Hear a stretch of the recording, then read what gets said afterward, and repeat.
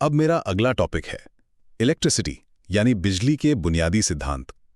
अब देखिए, ये टॉपिक सिर्फ किताबी नहीं है, बल्कि हमारे चारों ओर जो कुछ भी है ना, जैसे कि हमारा फोन, घर की लाइट्स, सब कुछ, उसको समझने की चाबी है। तो चलिए आज इसे बिल्कुल जीरो से एकदम आसान भाषा में समझते हैं। सबसे पहले बात करते हैं विद्युत धारा यानी इलेक्ट्रिक करंट की। सोचिए, एक तार जो है वो पानी के पाइप जैसा है।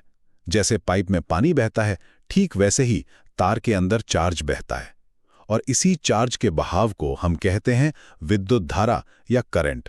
जब हम टॉर्च का स्विच ऑन करते हैं ना, तो बस यही करंट बहने लगता है और बल्ब जल जाता है।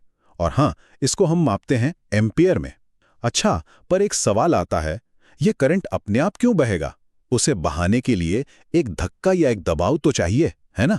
बस इसी दबाव को हम कहते हैं विभवांतर या पोटेंशियल डिफरेंस। जैसे पानी की टंकी को ऊपर रखते हैं ताकि दबाव बने और पानी नीचे आए, वैसे ही बैटरी एक दबाव बनाती है जिससे चार्ज तार में दौड़ने लगता है। इसको हम वोल्ट में मापते हैं। और करंट को बहने के लिए एक बंद रास्ता भी चाहिए होता है, जिसे हम विद्युत परिपथ या इलेक्ट्रिक सर्किट कहते हैं। स्विच ऑन किया तो रास्ता पूरा, करंट बहने लगा। स्विच ऑफ किया तो रास्ता टूट गया और करंट रुक गया। सिंपल। अब एक और मजेदार चीज है, प्रतिरोध यानी रेजिस्टेंस। ये करंट के रास्ते का स्पीड ब्रेकर है। जो चीज करंट को जितना ज्यादा रोकती है, उसका प्रतिरोध उतना ही ज्यादा होता है।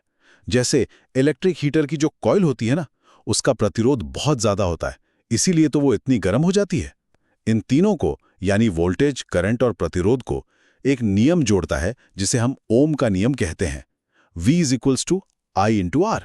और पता है, ये प्रतिरोध भी कुछ चीजों पर निर्भर करता है। तार जितना लंबा होगा, रुकावट उतनी ज्यादा होगी, और तार जितना मोटा होगा, रुकावट उतनी ही कम होगी। इसीलिए तो मोटे तार से करंट आसानी से बहता है। अब घरों में हम इन चीजों को दो तरीके से जोड़ते हैं, सीरीज और पैरेलल।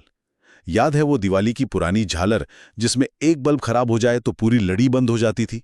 वो सीरीज में जुड़ी होती थी। और हमारे घरों की वायरिंग पैरेलल में होती है, ताकि पंखा बंद करने से टीवी बंद ना हो जाए।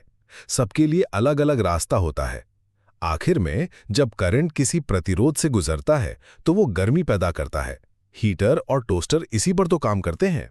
और जो हमारे घर का बिजली का बिल आता है ना, वो यूनिट में आता है, जो इसी ऊर्जा की खपत को बताता है। आप क्या सोचते हो? कमेंट में जरूर बताएं। तो देखा आपने, बिजली के ये नियम कितने सरल हैं और हमारी रोजमर्रा की जिंदगी से कैसे जुड़े हुए हैं। इन्हें समझना मतलब अपनी दुनिया को बेहतर समझना है।